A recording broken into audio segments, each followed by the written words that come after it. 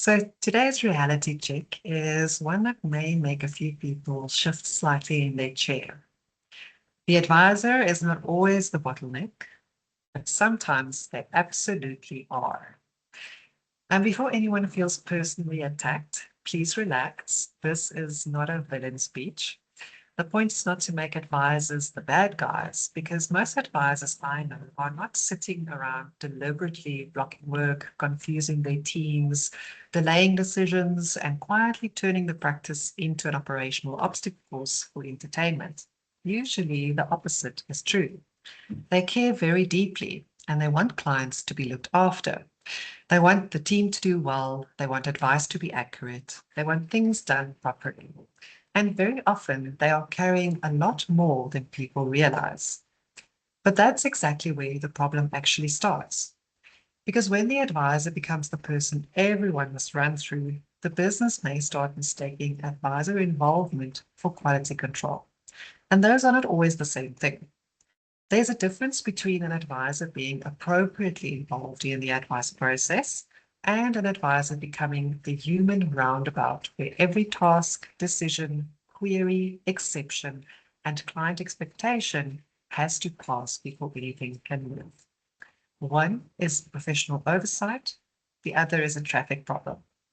And in many advice businesses, the traffic problem is actually real. The team is waiting for feedback. The administrator is waiting for a decision. The paraplanner is waiting for confirmation. The client is waiting for an answer. The file is waiting for sign off. The review is waiting for notes. The implementation is waiting for just one quick check. And the advisor is sitting in the middle of all of it, completely overwhelmed, wondering why everyone keeps bothering them. Meanwhile, everyone else is wondering why nothing can move without them. And that's a bottleneck. Often because the advisor cares too much and has not created enough structure for other people to safely carry parts of the work without constant intervention. And that is the part we need to talk about. Because in a growing practice, the advisor cannot be the process. The advisor cannot be the memory bank, the escalation route for everything, the only person who understands the client context, or the only person allowed to make every judgment call. And the advisor definitely cannot be the person who says the team must take more ownership while still requiring everything to be checked, approved, adjusted, corrected, or blessed by them. That's not ownership. That is supervised dependency with snacks. Now, to be fair, teams can also create bottlenecks around advisors. Sometimes teams escalate way too much because they do not want to get things wrong. Sometimes they ask questions they should be able to answer because no one has taught them how to think through the issue properly. And sometimes they do not take ownership because the standard has never been made clear. Sometimes they keep going back to the advisor because that's the only way they have ever been allowed to work. But here's the uncomfortable bit. If the team constantly brings everything back to the advisor has to ask, have I trained them to do that? Have I maybe been rewarded that behavior? Have I become the safety net for every decision? Have I created a business where people are technically employed to support me, but practically trained to wait for me? Because if every road leads back to the advisor, we need to check who designed the roads. This is where advisors can unintentionally become the bottleneck. They want to protect the client experience, so they step in. They want to prevent mistakes, so they check everything. They want to keep quality high, so they correct even the smallest things. They want to help the team, so they answer every question. They want to move work forward, so they fix what's stuck. And each of those actions may make perfect sense in the moment, but repeated over time, they can create a system where the team does not build confidence, the advisor does not get space, and the business does not create capacity. Everyone gets busier, no one gets stronger, and that's not sustainable. A common example is the just send it to me first habit. A team member drafts something, just send it to me first. A client query comes in, just send it to me first. A product provider asks for clarification, just send it to me first. A review pack is prepared or a small client decision needs to be made, just send it to me first. And again, sometimes that's appropriate. There are parts of the advice process that absolutely require advisor input, professional judgment, and sign off. We're not trying to outsource judgment to chaos and a shared mailbox. But if everything must be sent to the advisor first, then the business has not built a process, it's built a queue. And the advisor is the queue manager. That may feel safe, but it's expensive safety because the advisor's time is usually one of the most valuable resources in the business. When that time is absorbed by low-level decisions, repeated corrections, unnecessary checking, and questions that could have been resolved through a clearer process, the business loses capacity in the place where it can least afford to lose it. The advisor has less time for clients, less time for thinking, for business development, for leadership, for proper advice work, and less time to step back and see what is actually happening. And then the advisor often says, I need better support. Maybe, but sometimes the team is not the first problem. Sometimes the process is unclear, the decision rights are unclear, the standard is unclear, the expectations live in the advisor's head. And sometimes the team has been told to take initiative, but corrected every time they try. That is a mixed message. And teams are very good at learning from mixed messages. Like they learn that it's safer to ask than to decide. They learn that it's safer to wait than to act. And they learn that the advisor says take ownership, but the real rule is do not move without me. And that is how dependency becomes culture. Quietly, politely, with good intentions and too many teams messages. So what does an advisor do with this?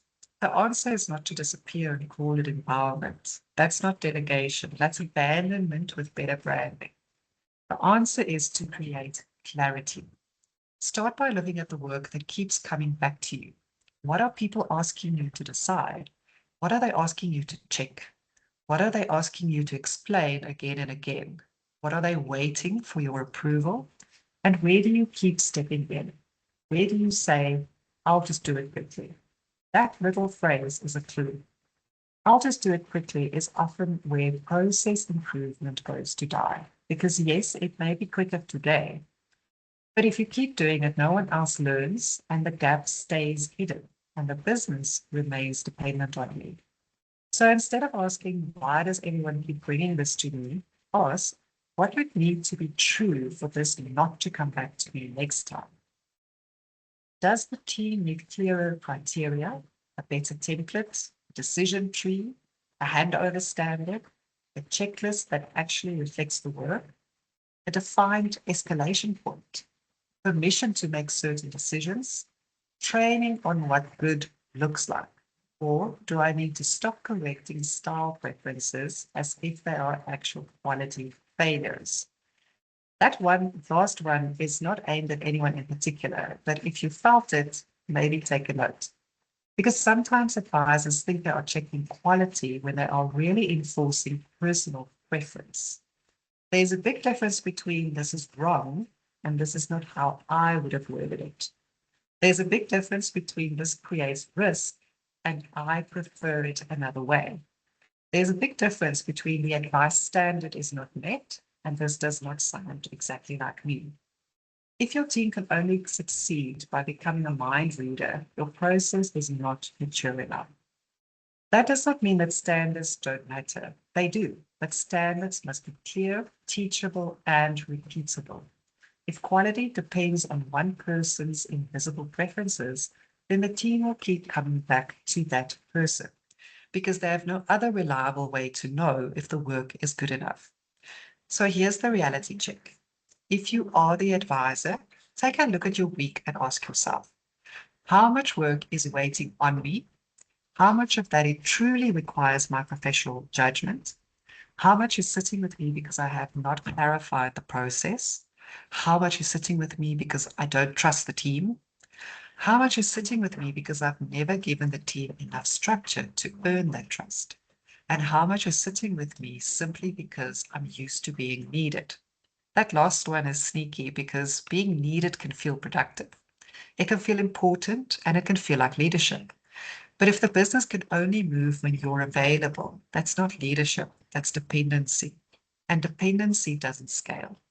A strong advice business does not remove the advisor from the process. It puts the advisor in the right part of the process. The advisor should be involved when judgment, advice, client context, risk, and professional responsibility require them. But the advisor should not be the default answer to every uncertainty. The goal is not to make the team independent in a reckless way. The goal is to make the team capable within clear boundaries. That means defining what they can decide, what they must escalate, what good looks like, what evidence is required, and when advisor input is genuinely needed. That is how you can create capacity without losing control. And that's the balance many practices struggle to find. Because when the advisor holds too much, the team can't grow. When the team can't grow, the advisor has to hold more. And around we go, like a very expensive merry-go-round, but with more file notes. So the advisor is not always the bottleneck. Sometimes the system is, the team needs training, the process is unclear, the tools are not being used properly. There are too many exceptions. Sometimes the business has outgrown informal ways of working, but sometimes the advisor is the bottleneck. Not because they're the problem, because they're still sitting in the middle of too many solutions. And that's the shift. The question is not how do I get people to stop bothering me? The better question is what structure must I build so the right work reaches me and the rest can move without me? That's where capacity starts. That's where accountability starts. And that's where the advisor can move from being the person everything depends on to being the person who has built a business that can actually function around them. And that's today's reality check.